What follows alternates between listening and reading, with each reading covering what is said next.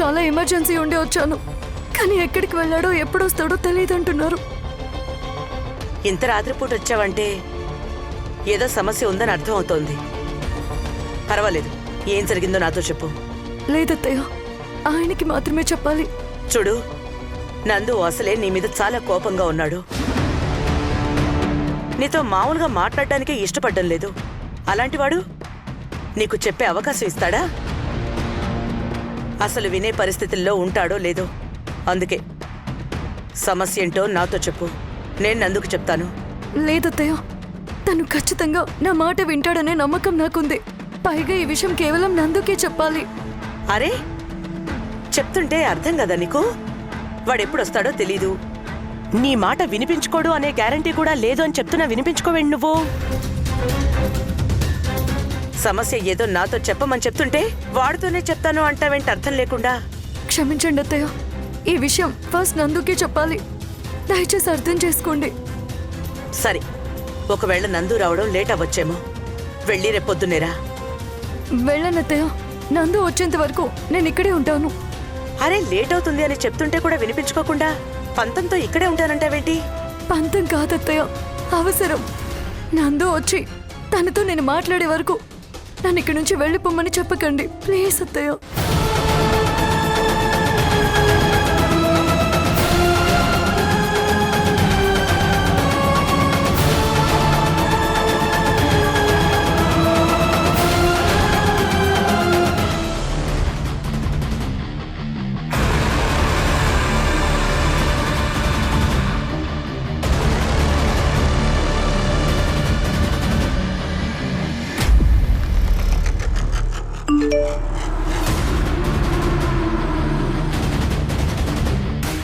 మేఘనా, నీకు కొన్ని నిజాలు తెలియాలి.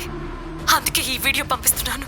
ఓ ఇద్దరు వ్యక్తులు నన్ను కలిసి ఆరోహి గురించి కొన్ని నిజాలు చెప్తానన్నారని నీకు చెప్పాను కదా. ఆ తల్లి కూతుర్లు నన్ను కలిశారు. ఆరోహి గురించి మనకి తెలియని, మనం ఊహించని భయంకరమైన నిజాలు చెప్పారు. ఆ నిజాల్ని వీడియో రికార్డ్ చేశాను. ఆరోహి ఎవరంటే, ఆ రోజు హోటల్లో నువ్వు స్ట్రింగ్ ఆపరేషన్ చేశావు కదా, అతని కూతురు.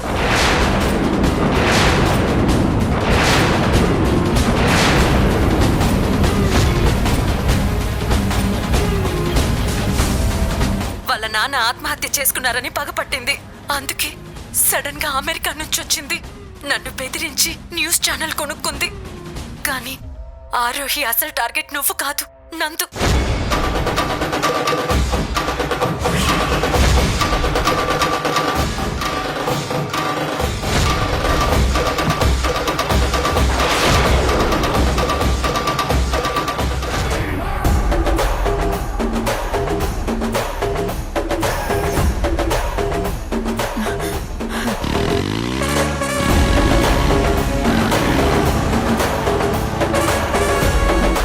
మేడం, ఏదో బండొస్తున్న సౌండ్ వస్తుంది.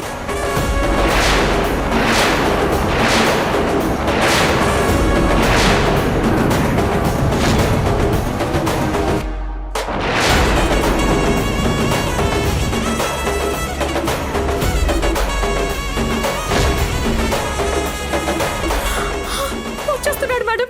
అమ్మాయి వచ్చేస్తున్నాడు మేడం, వచ్చేస్తున్నాడు. యమధర్మరాజు బైక్ ఎక్కొచ్చినట్టు నాతో మిమ్మల్ని చంపడానికే వస్తున్నాడు. ఇక మీరు బకెట్లు, మగ్గులు, చెంబులు, గిన్నెలు అన్ని టపేమని తనేసేటట్టున్నారు మేడం.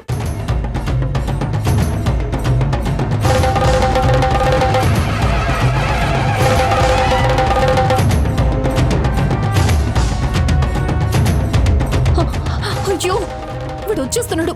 ఏం చెయ్యాలి? చేయడానికి ఏం లేదు మేడం, చచ్చిపోవడమే.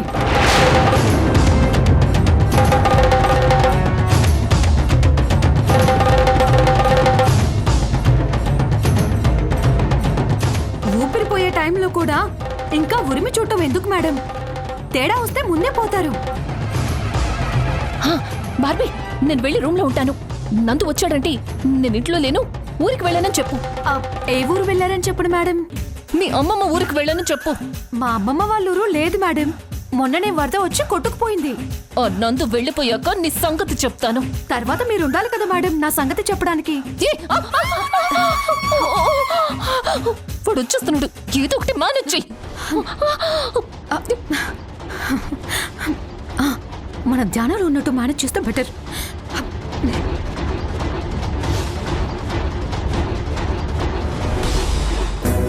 ఆరోహి, ఆరోహి, ఆరోహి, ఆరోహి. బార్బీ,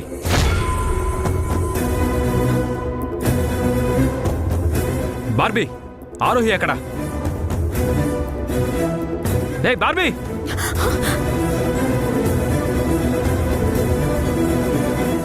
అడుగుతుండే సమాధానం చెప్పండి. ఆరోహి ఎక్కడ? పైన పైన ఉన్నారు. ఇది టెన్షన్తో నన్ను ఇరికించి చచ్చింది. సార్ సార్ సార్ సార్, పైన అంటే రూమ్ లో కాదు, ఫ్లైట్ లో ఉన్నారు. ఫ్లైటా? ఫ్లైట్ ఏంటి? అంటే ఏదో అర్జెంట్ వర్క్ ఉందని మేడం ఫ్లైట్ ఎక్కి ముంబై వెళ్ళారు. ముంబై ఎప్పుడొస్తుంది? రాసి పెట్టుంటే. రాసి పెట్టి ఉండడం ఏంటి? అంటే అదే సార్, ఎక్కడికి వెళ్ళినా వర్క్ అయిపోయిందని లెటర్ రాసి ఇవ్వగానే బయలుదేరతారు. నేను కాల్ చేస్తుంటే తను ఆన్సర్ చేయటం లేదు. ఒకసారి నీ ఫోన్ నుంచి ఆరోహికి కాల్ చేయి, నేను ఇమీడియట్ గా మాట్లాడాలి. అంటే మేడం మీటింగ్ లో ఉన్నారు ఇప్పుడు, అందుకే మీరే కాదు నేను ఫోన్ చేసినా లిఫ్ట్ చేయట్లేదు. సరే, ఒకవేళ ఆరోహి నీకు కాల్ చేస్తే చెప్పు, నిన్నటి నుంచి నేను తన కోసం వెతుకుతున్నానని. నిన్నటి నుంచి వెతుకుతున్నారా? ఎందుకు సార్? ఆరోహి సంగతేంటో తేల్చడానికి. సంగతి తేల్చడం ఏంటి సార్? ఏమైంది? ఆరోహి ఇలా చేస్తుందని నేను అస్సలు అనుకోలేదు. అరే, ఇంత మోసం చేస్తుందని అస్సలు ఊహించలేదు.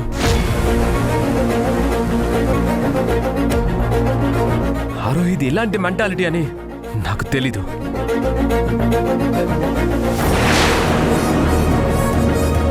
తన మీద కోపం నాకు మామూలుగా రావట్లేదు.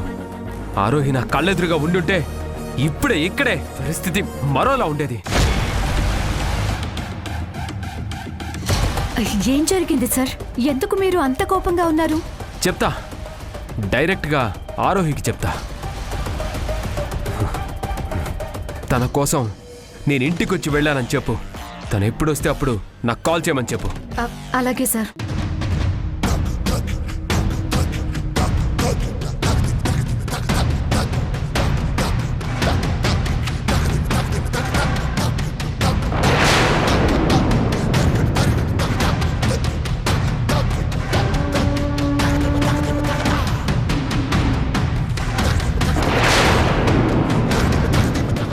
ఇంత కోపంతో రగిలిపోతూ నన్ను వెతుక్కుంటూ వచ్చాడంటే మేఘన ఖచ్చితంగా జరిగినవన్నీ చెప్పేసుంటుంది. నా నిజ స్వరూపాన్ని నిరూపించేసుంటుంది.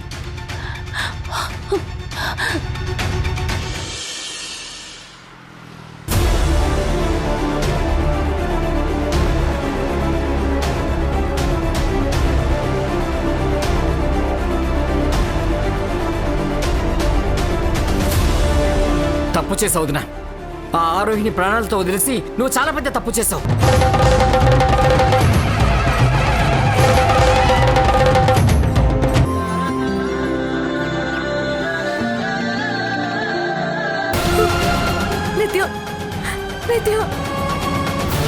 నిత్య కళ్ళు తేలేస్తుంది. ఊపిరి తీసుకోవడానికి చాలా అవస్థ పడుతుంది. నాకెందుకు భయంగా ఉంది. హాస్పిటల్కి తీసుకువెళ్దాం. మేడం,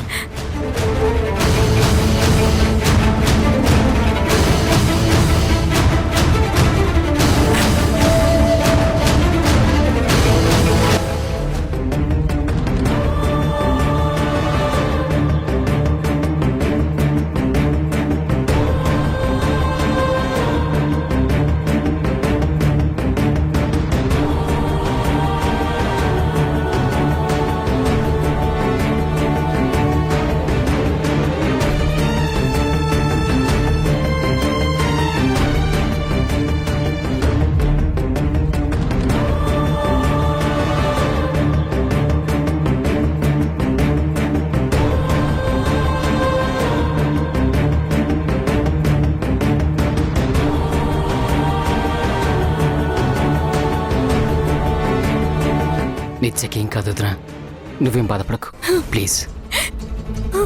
బాధ మాత్రమే కాదు గురు, ఒక తెలియని భయం కూడా వెంటాడుతోంది. ఏంది మేడం మీరు? అయినా పాపకి ఏమైనదని మీరట భయపడేదానికి? నిత్య ఒకేసారి బెడ్ మీద నుంచి కింద పడిపోయింది. ఊపిరి తీసుకోవడానికి చాలా టెన్షన్ పడిపోయింది.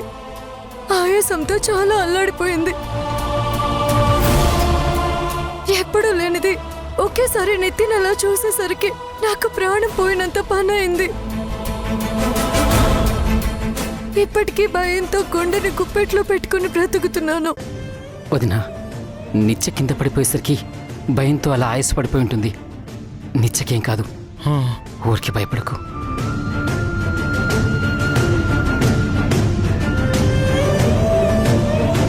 Spider-Man. Spider-Man. Spider-Man. Spider-Man. Spider-Man. Spider-Man.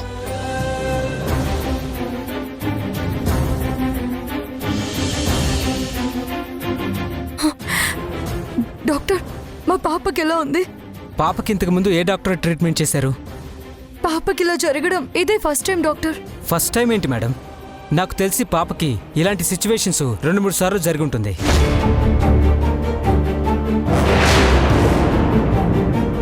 అంటే పాపను మీరు సరిగ్గా గమనించలేదని, పట్టించుకోకుండా పూర్తిగా నెగ్లెక్ట్ చేస్తున్నారని అర్థమవుతుంది. అసలు ఏంటి సార్ ప్రాబ్లం? పాప చాలా సివియర్ బ్రీతింగ్ అటాక్తో సఫర్ అవుతుంది. ఇప్పటికే హెవీ పానిక్ అటాక్. పాప చాలా హెల్దీగా చాలా యాక్టివ్గా ఉంటుంది సార్.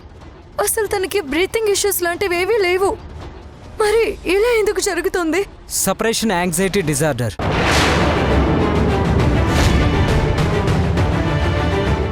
సపరేషన్ యాంగ్జైటీ డిజార్డరా? అంటే ఏంటి సార్? ఇంటికి దూరంగా ఉంటున్నాం, అయిన వాళ్ళందరూ దూరం అయ్యారన్న దిగులు.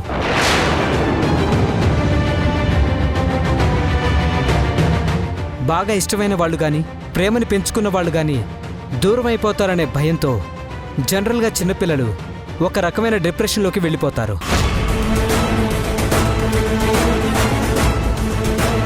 ఆ డిప్రెషన్తో సడన్గా యాంగ్జైటీ ఎక్కువైపోవడం, మెంటల్గా ఎక్కువగా డిస్టర్బ్ అవడం, ఇలాంటి ప్రాబ్లమ్స్ వస్తుంటాయి.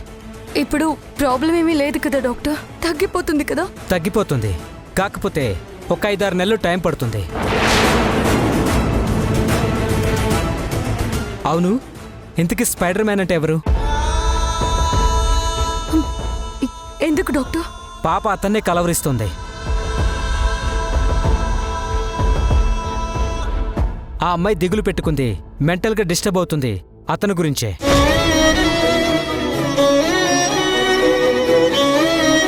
అతని మీద బెంగతోనే పాపకి యాంగ్జైటీ డిజార్డర్ వచ్చింది.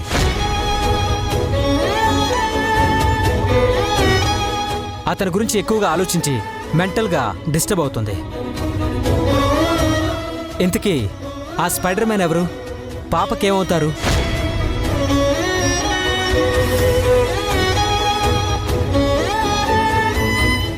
నాన్న, ప్రస్తుతం ఎక్కడున్నారు అతను?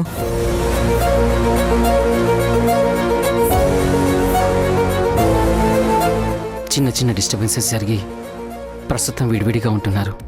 చూడండి మేడం, మీ మధ్య డిస్టర్బెన్స్కి కారణం ఏదైనా అయి ఉండొచ్చు, కానీ ఒక విషయం మాత్రం సీరియస్గా గుర్తుపెట్టుకోండి.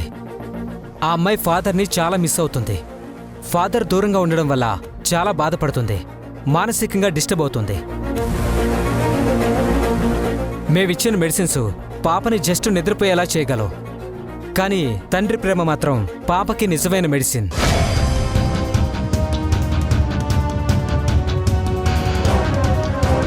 అతని ప్రేమే ఆ అమ్మాయిని కోలుకునేలా చేయగలవు.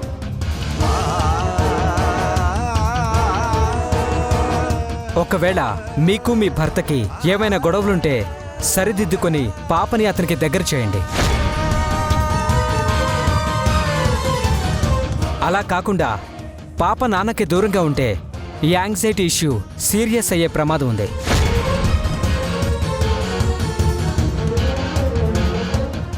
పాపకి నాన్నని, నాన్న ప్రేమని అందించడం ఇంకా లేట్ అయితే మెంటల్ ప్రెషర్ ఎక్కువ అవుతుంది. దానివల్ల బ్రెయిన్ అండ్ నర్వస్ సిస్టమ్ దెబ్బతినే ప్రమాదం ఉంది.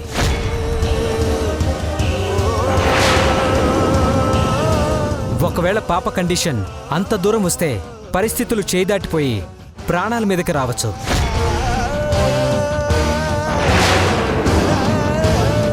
లేట్ చేయకుండా జాగ్రత్త పడండి. Take care. ఇక పాపని మీరు ఇంటికి తీసుకెళ్లొచ్చు.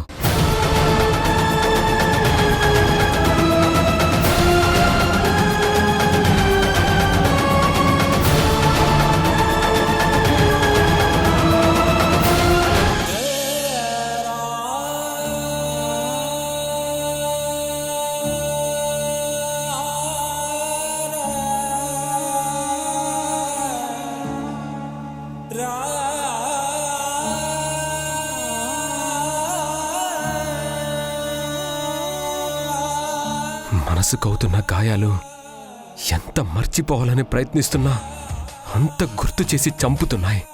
ఛా!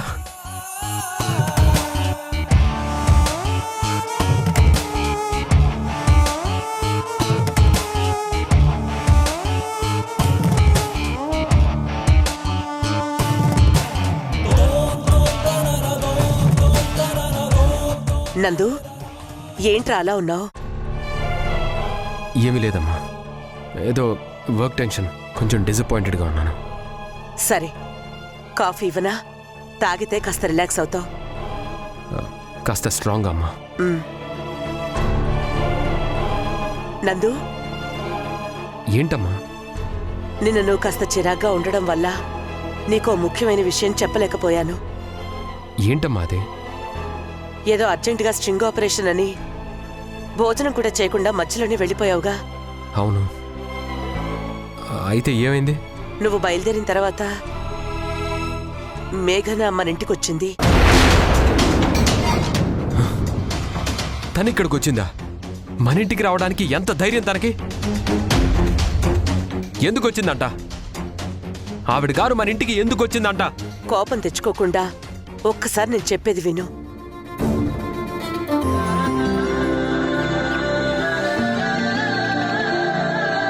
దయచేసి అర్థం చేసుకో ఆకాష్. నువ్వు మరోలా అనుకోవద్దు ప్లీజ్. అయ్యో, నాకు తెలీదా మేడం? నేను అర్థం చేసుకోగలను మేడం. ఆ మాదిరిగా బాధపడాల్సిన పనిలేదు మేడం. అది కాదు మేఘన. నిత్య కోసం నందు రావడం ఎంత లేట్ అయితే అంత ప్రమాదమని డాక్టర్ చెప్పారు. మరి నందుని ఎలా ఒప్పించి తీసుకొస్తావు? ఏం చేయాలో ఎలా డీల్ చేయాలో నాకు ఒక క్లారిటీ ఉంది నవ్య. నా కూతుర్ని కాపాడుకోవడం కోసం వీలైనంత త్వరలోనే నందుని నిత్య దగ్గరికి తీసుకొస్తాను.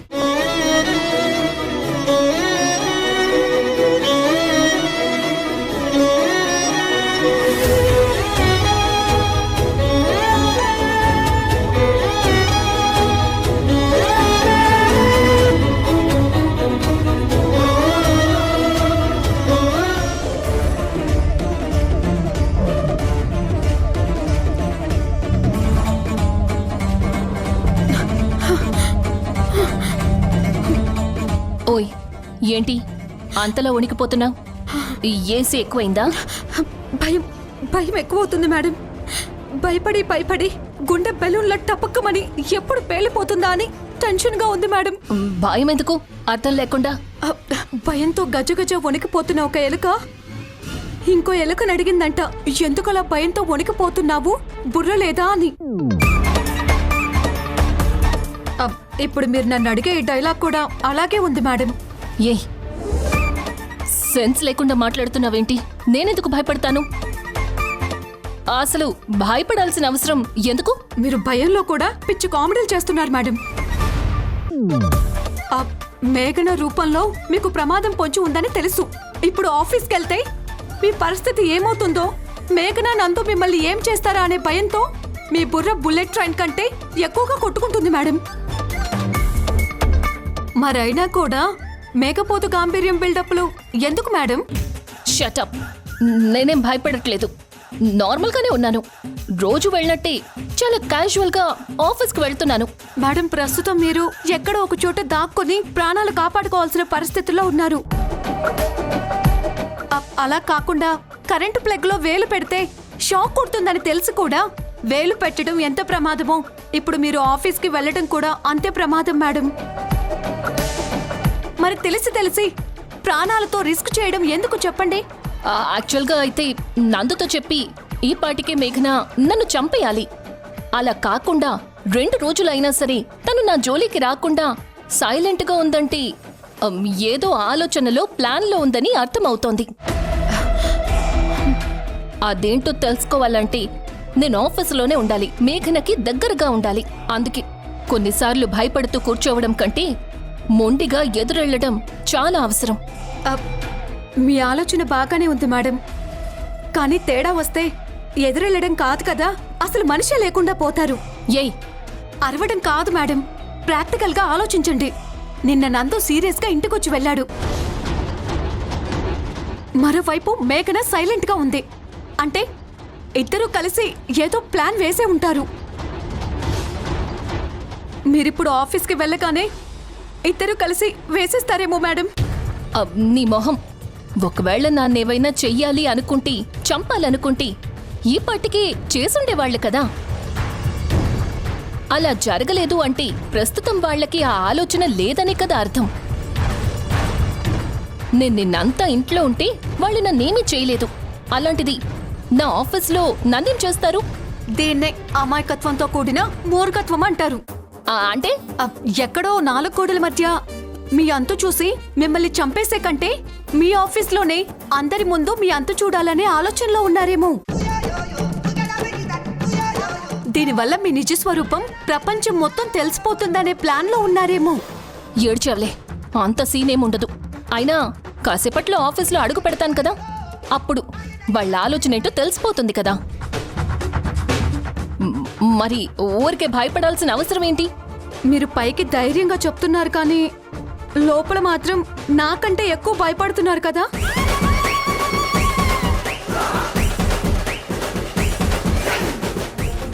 నువ్వు మా ఇంటికి వచ్చావా? నిన్న నేను ఆఫీస్కి వచ్చినప్పుడు నువ్వు మా ఇంటికి వచ్చిన విషయం నాతో ఎందుకు చెప్పలేదు?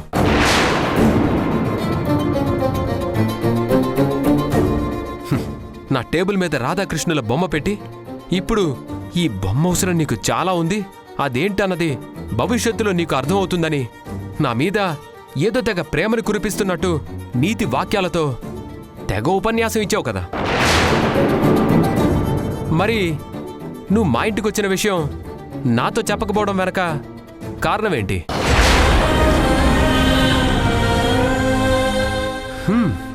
అన్నిటికంటే ముఖ్యమైన విషయం మర్చిపోయావు.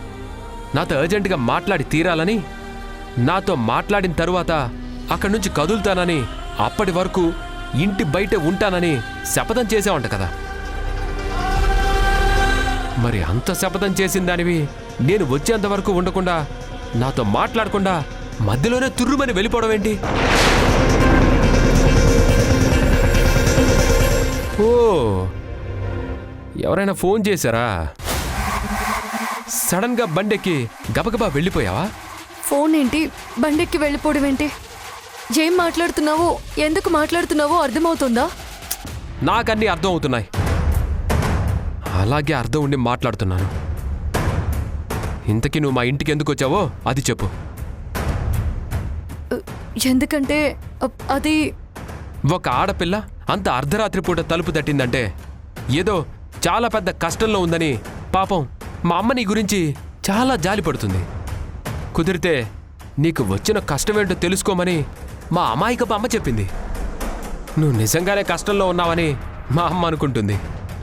కానీ నువ్వు చాలా హ్యాపీగా ఉన్నావని, అంతకంటే హ్యాపీగా తిరుగుతున్నావని పాపం మా అమాయకపు అమ్మకి తెలియదు కదా. అందుకే నీ గురించి పొరపాటు పడింది.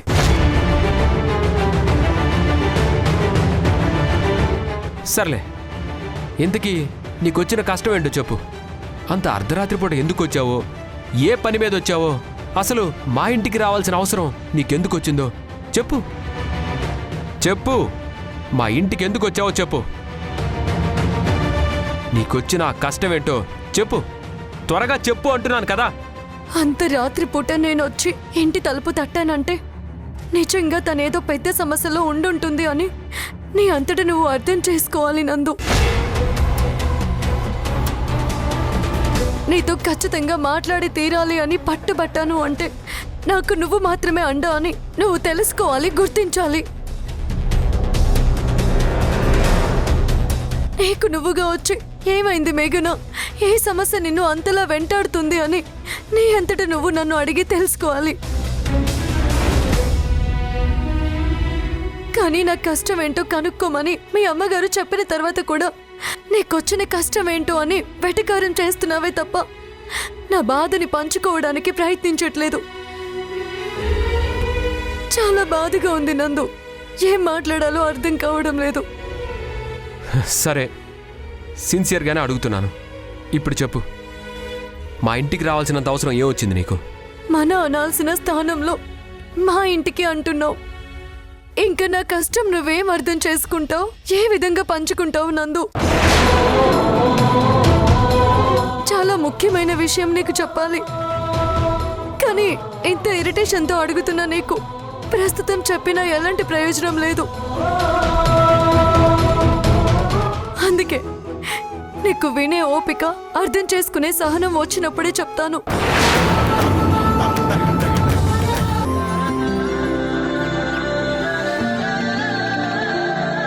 అది అది నందు అర్జెంటుగా. నువ్వు కనపడకుండా దాక్కొని తిరిగితే నేను రాననుకున్నావా? నువ్వు చేసిన దానికి నేను నిన్నంత తేలిగ్గా వదిలిపెడతానని ఎలా అనుకున్నావు?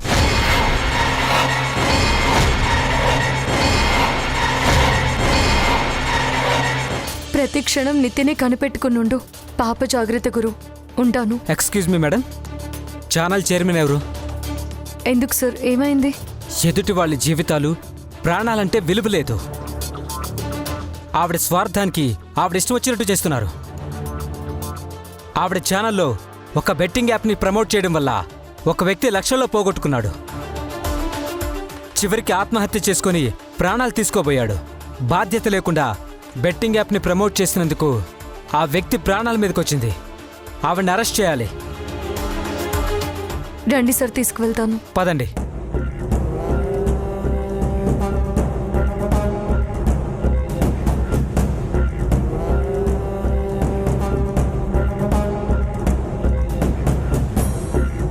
నువ్వు చేసిన పనికి నేను నీ మీద ఎంత కోపంతో ఉన్నానో తెలుసా? అసలు నిన్ను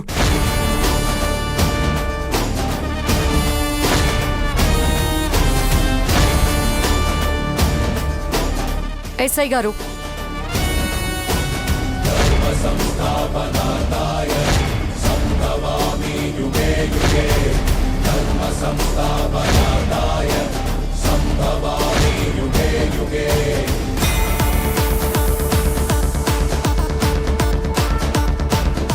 తనే సార్.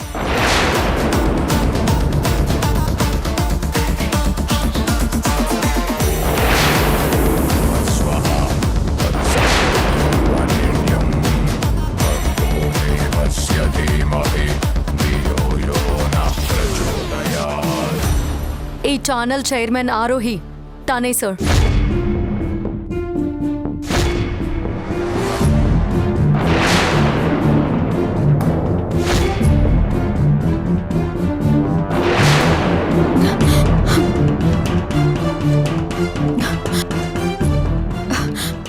నేను వద్దు వద్దు అని చెప్పాను. వెళ్ళిపోతామని బ్రతిమాలాను. ఎదిరిస్తాను అని బీభత్సంగా బిల్డప్ ఇచ్చారు. ఇప్పుడు చూడండి, సునామీ మీద సినిమా తీస్తే సర్వం తుడిచిపెట్టుకుపోయినట్టు ఎలా అయిందో పరిస్థితి. మీతో పాటు నాకు కూడా చిప్పకూడే.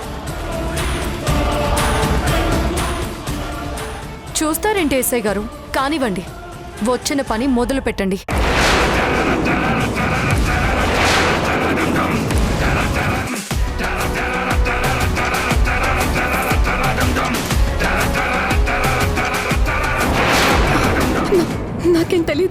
నాకేం తెలీదు సార్. మా మేడమే చేసింది. నేను జస్ట్ పియ్యగా పక్కనున్నాను.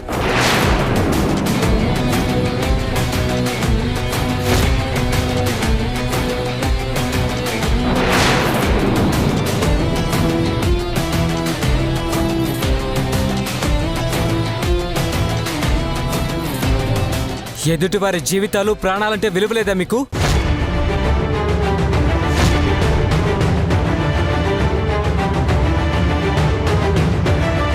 మీ స్వార్థానికి మీ ఇష్టం వచ్చినట్టు చేసేస్తారా?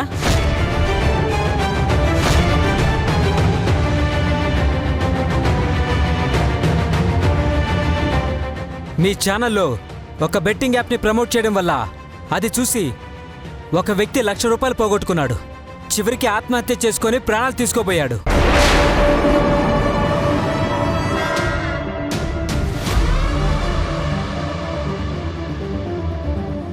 బాధ్యత లేకుండా బెట్టింగ్ యాప్ని ప్రమోట్ చేసినందుకు, ఈ కారణంగా ఒక వ్యక్తి ప్రాణాల మీదకి వచ్చినందుకు మిమ్మల్ని అరెస్ట్ చేసి తీరాలి.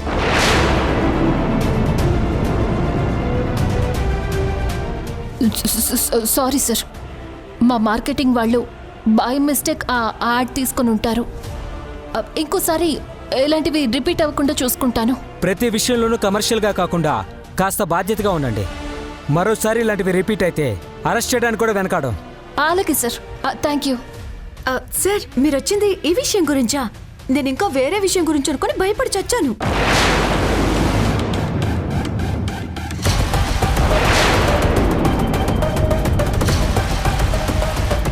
వేరే విషయం ఏంటి? వేరే విషయం అంటే మొన్న మా ఛానల్లో ఒక స్టింగ్ ఆపరేషన్ చేశాము. దాని గురించి అనుకొని ఉంటుంది. మీకు ట్రబుల్ ఇచ్చినందుకు సారీ సార్. ప్లీజ్ వెళ్ళండి.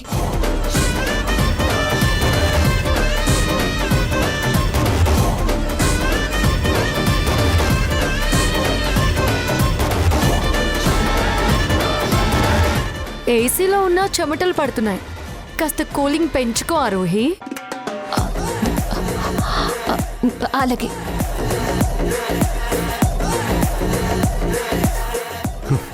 నువ్వు నా విషయంలోనే అనుకున్నాను. ప్రతి విషయంలోనూ ఇలాగే నిర్లక్ష్యంగా ఉంటావా? ఛానల్ చైర్మన్గా నువ్వు unfit Aarohi. News channel run చేయడం నీకు చేత కాదు. నువ్వు పనికిరావు. నందు, ఏ విషయం గురించి నువ్వు మాట్లాడుతున్నావు? ఇంకా తెలియనట్టు ఏ విషయం గురించి అని అడుగుతావేంటి?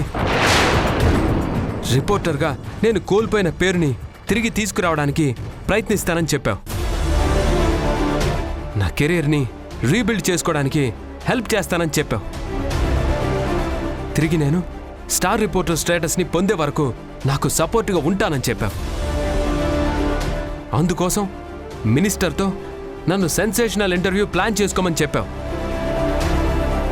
మినిస్టర్తో అపాయింట్మెంట్ తీసుకున్నాను, వెళ్ళమని చెప్పావు.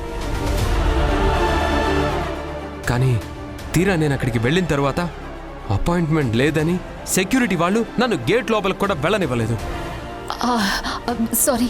సారీ నందు. మినిస్టర్ అపాయింట్మెంట్ తీసుకోమని బార్బీకి చెప్పాను, కానీ తను మర్చిపోయినట్టుంది.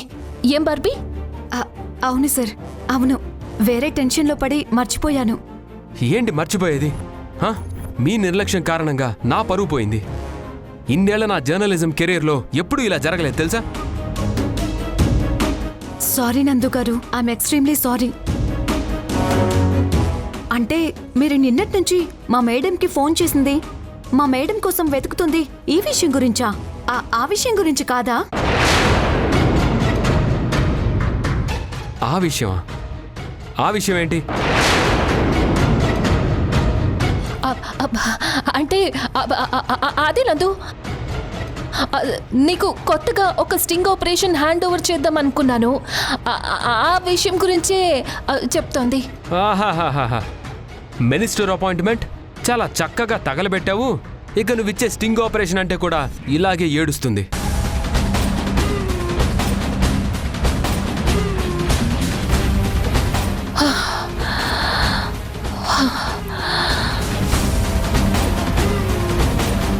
కాసేపు చావు భయం అంటే ఎలా ఉంటుందో కళ్ళారా చూసా మేడం. ఆ భయంతో గుండె దడ ఇంకా తగ్గట్లేదు. ఊరికే ఫేక్ షాక్కే మన పరిస్థితి ఇలా బీభత్సంగా అయిపోయిందంటే నిజంగా మీ అంత చూడటానికి మేఘనా నందు వస్తే మీ పరిస్థితి ఎలా ఉంటుందో ఒక్కసారి ఊహించుకోండి మేడం.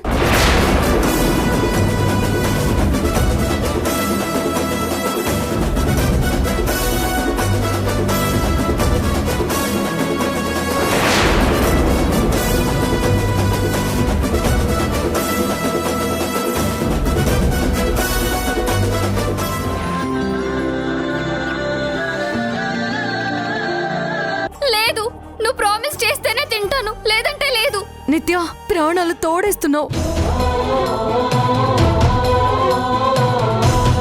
సరే, ప్రామిస్. థ్యాంక్ యూ అమ్మా, థ్యాంక్ యూ సో మచ్. నువ్వు ప్రామిస్ చేసావంటే షూర్గా స్పైడర్ మ్యాన్ని తీసుకొస్తావు. థ్యాంక్ యూ అమ్మా, మా మంచి అమ్మ. అమ్మా ఇంకా అన్నం తినిపించు.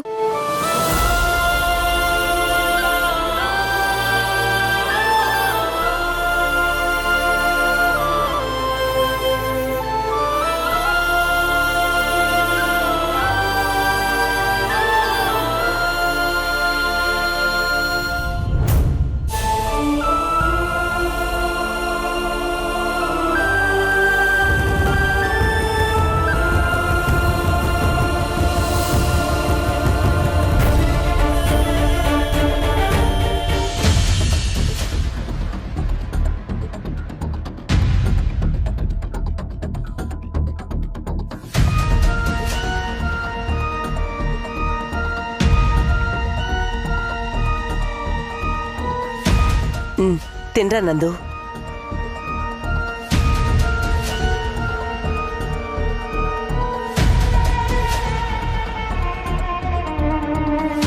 నందు, ఏంటమ్మా? మాట్లాడావా? ఎవరితో? ఎవరితో అంటావేంట్రా? మేఘంతో మాట్లాడమని చెప్పాను కదా. మరి మాట్లాడావా? అంత రాత్రిపూట ఇక్కడికి ఎందుకొచ్చిందో కనుక్కున్నావా? ఏం జరిగిందో, సమస్య ఏంటో అడిగి తెలుసుకున్నావా?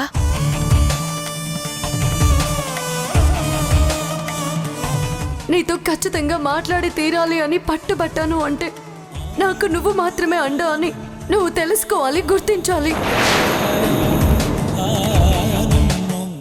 అడుగుతుంటే సమాధానం చెప్పకుండా అలా సైలెంట్గా ఉంటావేరా? సమాధానం చెప్పడం ఇష్టం లేదు అని అర్థం. వాళ్ళ గురించి మాట్లాడుకోవడమే అనవసరం అనేది నా మౌనం తాలూకు సమాధానం. అంటే నువ్వు మేఘంతో మాట్లాడవా? నందు, ఏంట్రా నువ్వు రోజు రోజుకి ఇంత మొండిగా తయారవుతున్నావు? మేఘనంత అర్ధరాత్రి పూట వచ్చింది అంటే ఖచ్చితంగా ఏదో అత్యవసరమైన విషయమే అయ్యుంటుందని చెప్పాను కదరా. తన బాధలు చెప్పుకోవడానికి, పంచుకోవడానికి మనం తప్ప తనకి ఎవరూ లేరు అనుకుందిరా అమ్మాయి. మన ఇంటి తలుపు తట్టిందని చెప్పాను కదా.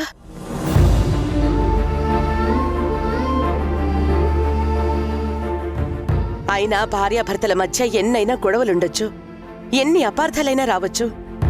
కానీ ఏదైనా సమస్య వచ్చినప్పుడు కానీ, బాధ వచ్చినప్పుడు కానీ వాటన్నింటినీ పక్కన పెట్టి ఒకరి కోసం ఒకరు నిలబడాలి. అప్పుడే అగ్ని సాక్షిగా, వేద మంత్రాల సాక్షిగా మీరు చేసిన ప్రమాణాలకి అర్థం, పరమార్థం. కానీ నీ భార్య కష్టంలో ఉంది అని తెలిసిన తర్వాత కూడా ఆ కష్టం ఏంటో తెలుసుకోకపోవడమేంట్రా?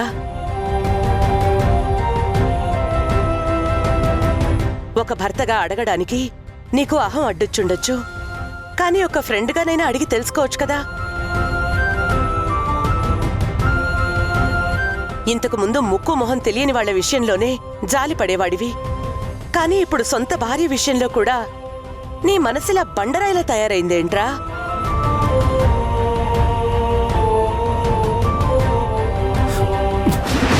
అరే నందు, తినకుండా చేయగడిగిస్తున్నావేంట్రా? ఆవిడ గారి దృష్టిలోనే కాదు, నీ దృష్టిలో కూడా నేను మనసు లేని బండరాయినన్నమాట. ఎదుటి వాళ్ళ బాధల్ని, సమస్యల్ని అర్థం చేసుకునే మనసు నాకు లేదన్నమాట. నేనేంటో కనిపెంచిన నీకు తెలుసు. నా మనసు ఏంటో, నా మంచితనం ఏంటో నాతో తాళి కట్టించుకున్న ఆవిడికి తెలుసు. కానీ అందరూ కలిసి ఇవాళ నన్ను మనసు లేని రాక్షసుండని మాట్లాడుతున్నారు. చివరికి జాలి దయ లేని బండరాయిని, మూర్ఖుండని బిరుదులిస్తున్నారు. బాగుంది, చాలా బాగుంది. నన్ను చాలా బాగా అర్థం చేసుకున్నావు. చాలా చాలా బాగా అర్థం చేసుకున్నారు. అంటే నువ్వు మేఘంతో మాట్లాడావా? మాట్లాడకుండా ఉంటానని ఎలా అనుకున్నావమ్మా? ఏం చెప్పిందిరా? ఏం చెప్పిందా? నేను ఒట్టి ఆవేశపరుణ్ణంట. నాకు అర్థం చేసుకోవడమే తెలీదంట. అసలు ఎదుటి వాళ్ళు చెప్పేది వినటమే నాకు తెలీదంట. ఫైనల్గా నాకు చెప్పడం వేస్ట్ అంట. అదేంట్రా, మేఘన అలా ఎందుకంటుంది? నువ్వేమైనా కోపంగా అడిగావా? నాకేం మాట్లాడాలో అర్థం కావట్లేదమ్మా. కోపంగా అడిగావని అంటున్నావు తప్ప నీ కొడుకు ఆవిడ ఎంత నమ్మక ద్రోహం చేసినా సరే నా కొడుకు ఒక మెట్టు దిగి అడిగాడు అని ఆలోచించలేకపోతున్నావు. నా ఉద్దేశం అది కాదురా. చాలమ్మా, చాలు. నువ్వు ఆవిడ వైపు ఆలోచిస్తున్నావంటే, ఆవిడ తరపున మాట్లాడుతున్నావంటే నీ కొడుకుని సరిగ్గా అర్థం చేసుకోలేకపోతున్నావు అని అర్థం. అది కాదురా నందు. ఎందుకమ్మా?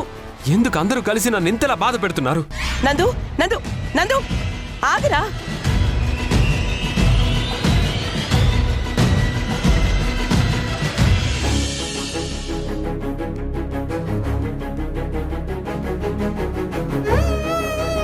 స్పైడర్ మ్యాన్, ఈరోజు నాకెంత హ్యాపీగా ఉందో తెలుసా?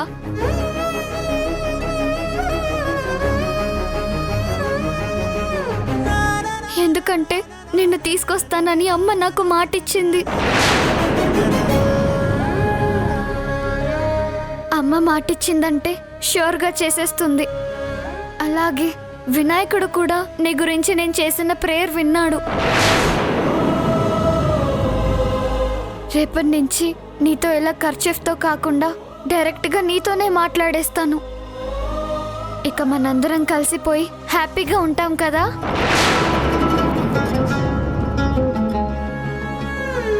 అక్క, నీ మీద నాకు చాలా కోపం వస్తుంది. కోపమా? కోపం ఎందుకురా? ఎందుకంటే మన స్కూల్లో టీచర్ ఏమని చెప్పారు? గుడ్ గర్ల్ గుడ్ బాయ్ అంటే అమ్మ మాట వినాలని చెప్పారు కదా. అవును, అయితే నువ్వు అమ్మ మాట వినట్లేదు కదా. స్పైడర్ మ్యాన్ అని గొడవ చేసి అమ్మని ఏడిపిస్తున్నావు కదా. అది అమ్మని ఏడిపించడం కాదురా. స్పైడర్ మ్యాన్ అంటే నాకు చాలా ఇష్టం కదా. స్పైడర్ మ్యాన్తో మాట్లాడకుండా నేను ఉండలేను కదా. అందుకే తీసుకురమ్మని అమ్మని రిక్వెస్ట్ చేశాను. వద్దు, మనకు స్పైడర్ మ్యాన్ వద్దు. అతను చాలా బ్యాడ్ బాయ్, అమ్మని ఏడ్పించాడు. మనకు స్పైడర్ మ్యాన్ అస్సలొద్దు. స్పైడర్ మ్యాన్ గురించి నీకు తెలీదురా, చాలా మంచోడు. రేపు స్పైడర్ మ్యాన్ మన ఇంటికి వస్తున్నాడు కదా, అప్పుడు నీకే తెలుస్తుంది స్పైడర్ మ్యాన్ ఎంత మంచోడు.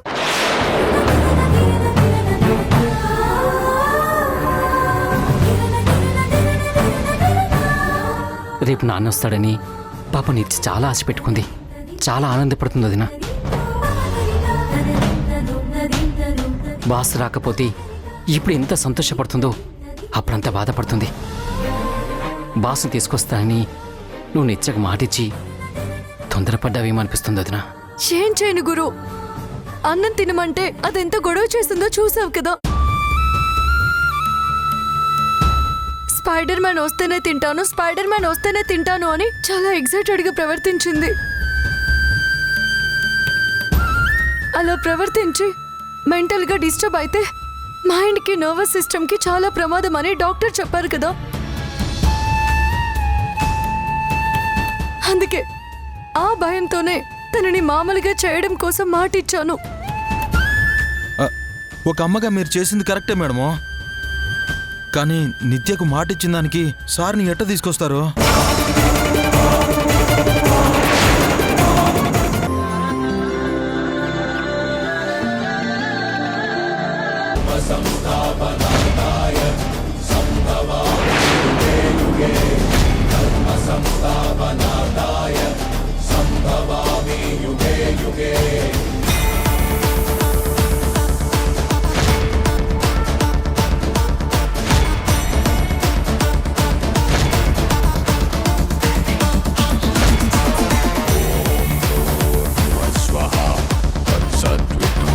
అర్జెంటుగా రమ్మని చెప్పావంటే కదా, మరి మాట్లాడకుండా బొమ్మలా అలా సైలెంట్గా ఉంటావేంటి? చూడు, దొంక తిరుగుడు లేకుండా, ముసుగులో గుద్దులాట లేకుండా డైరెక్ట్గా పాయింట్కి వస్తున్నాను. నా గురించి నీకు పూర్తిగా తెలిసిపోయింది. నందుని తీసుకొచ్చి నా అంతు చూస్తానని వెళ్ళావు. కానీ ఆ విషయాన్ని అటు నందుకి కానీ ఇటు పోలీసులకి కానీ ఎవరికీ నువ్వు చెప్పలేదు. ఆ రోజు నువ్వు బండరాయి తీసుకుని ఆల్మోస్ట్ నా తల బద్దలు కొట్టబోయావు. నా మీద అంత కోపంతో ఉన్న నువ్వు ఇలా సైలెంట్గా ఉండటానికి కారణమేంటి? ఒకప్పుడు నా నిజ స్వరూపాన్ని కనిపెట్టడం పనిగా పెట్టుకున్నావు.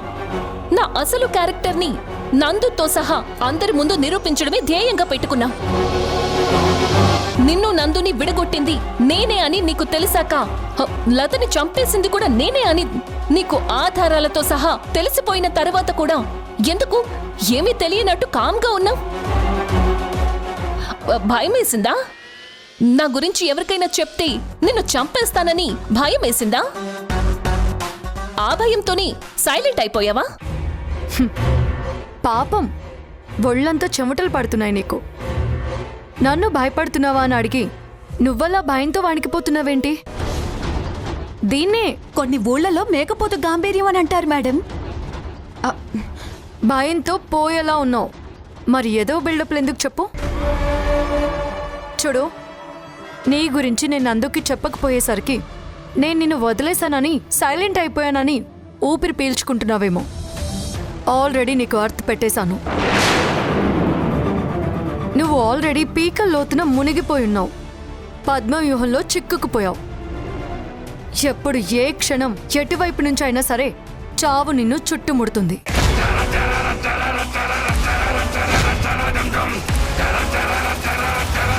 ఈ క్షణం నుంచి నువ్వు చావడానికి కాదు, బ్రతకడానికి భయపడుతూ ఉంటావు.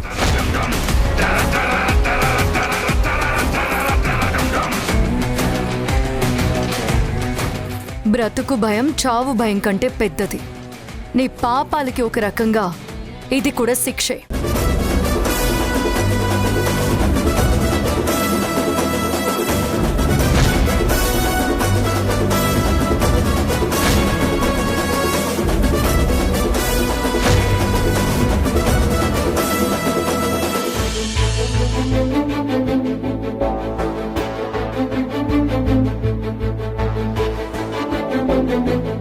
అమ్మగారు, నేను 2 రోజులు పనిలోకి రాలేనమ్మగారు.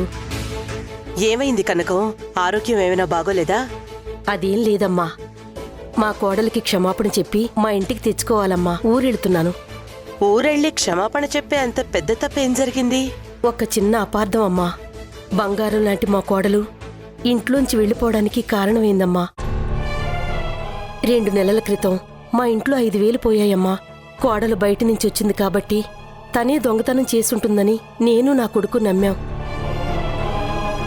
అత్తారింటిని మోసం చేసిన కోడలు మా ఇంట్లో ఉండాల్సిన అవసరం లేదని ఇంట్లోంచి బయటికి గింటేశాం.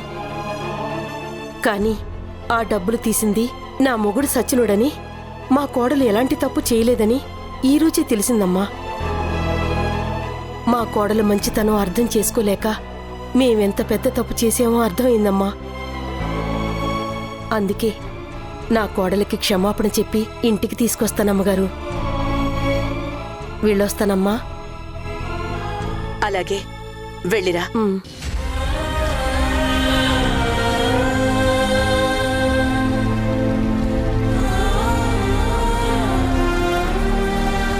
అమ్మా, టిఫిన్ బాక్స్ రెడీ అయిందా? రెడీగా ఉందిరా.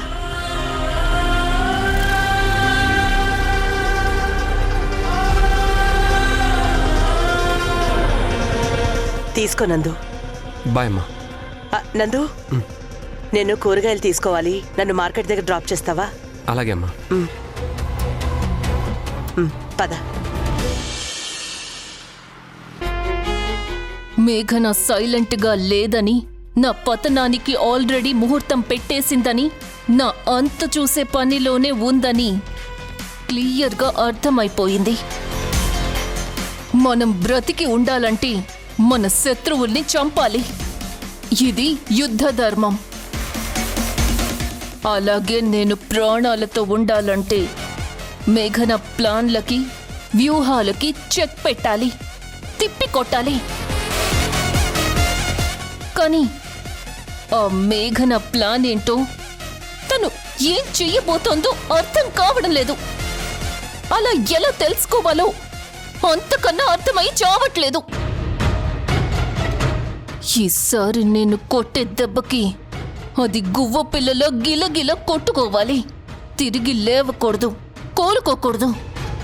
కానీ ఎలా ఎలా తన మనసులో ఉన్న ఆలోచనల్ని తెలుసుకోవడం ఎలా? మేడం, మేఘన ప్లాన్ తెలుసుకోవడానికి తన ప్రతి కదలికని పసిగట్టడానికి నా దగ్గర ఒక ప్లాన్ ఉంది. కానీ మీరు కొట్టనంటే చెప్తా. ఫస్ట్ ప్లాన్ ఏంటో చెప్పు.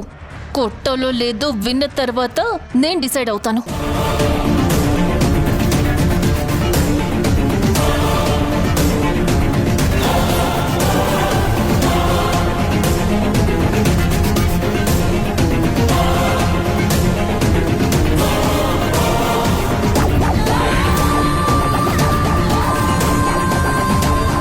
అది మేడం ప్లాన్. ఎలా ఉంది? నీకు బుర్ర లేదు, పెద్ద తింకర్ దాని అనుకున్నాను. కానీ అద్దరిపోయే ప్లాన్ చెప్పావు బార్బీ, అద్దరిపోయే ప్లాన్ చెప్పావు.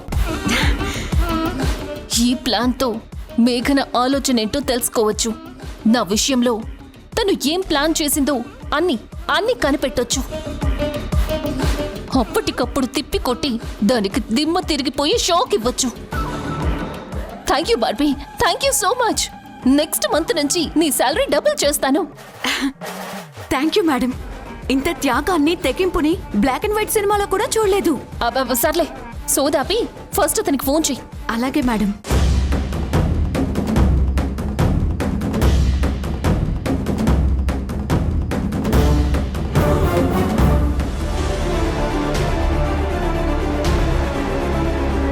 అమ్మా, నువ్వు అనుకుంటున్నట్టు వదిన నిజంగా తప్పు చేస్తే ఉంటే సాక్ష్యాలు సంపాదించడం కోసం రాత్రి బౌళ్ళు పిచ్చి దానిలో అటు ఇటు పరుగులు పెడుతున్నా చెప్పమ్మా. తన మీద పడిన నింద అబద్ధమని నిరూపించడం కోసం అంతలా అవసరం పడుతున్నా చెప్పమ్మా. అమ్మా, ఒకవేళ లత గనక చనిపోకపోయి ఉంటే ఈ కుట్రలకు సంబంధించిన నిజాలన్నీ వదిన నీ ముందుంచేది. ఈ పాటికి వదిన మన ఇంట్లో ఉండేది.